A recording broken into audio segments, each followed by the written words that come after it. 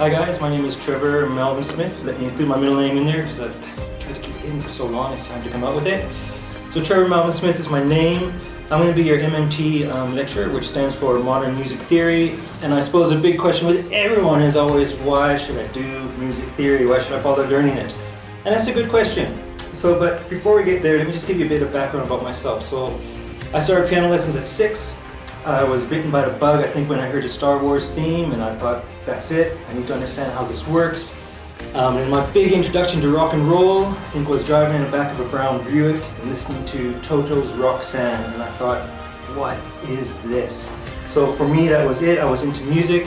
I joined every single school band I could through primary school, through high school, and then I proceeded on to Wits University to study and major in music, with my ultimate major being music composition, which has got a large component of music theory involved in it. Why?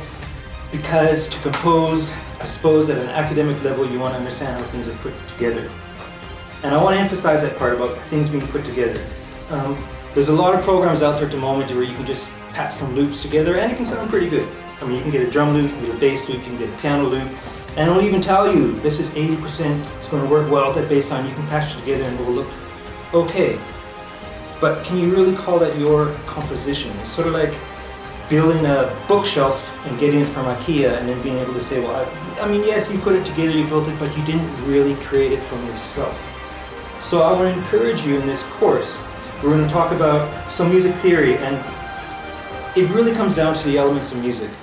There could be whatever genre or whatever culture or whatever era you're going to look at in music, from 500 years ago and beyond up until the present moment. Really, there's that kind of 6 elements of music: structure, harmony, rhythm, melody, timbre, like kind of what sounds you're using, or texture, how many of those sounds are you layering up against each other.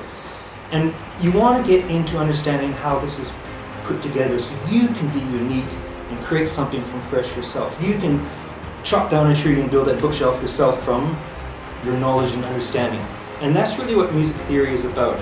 Whatever song you're listening to on the radio has got some sort of structure to it. It doesn't matter whether it's you listen to Radio 5 and you lean more towards the EDM, or you're into 94.7 and you're listening more to pop and rock, or you're into R&B, or you're into hip hop. It all has a structure. It's all laid out in some sort of specific way. It all approaches harmony in some sort of fashion, or melody, and rhythm and rhythmical approaches. So what we do in this course, we break down those elements.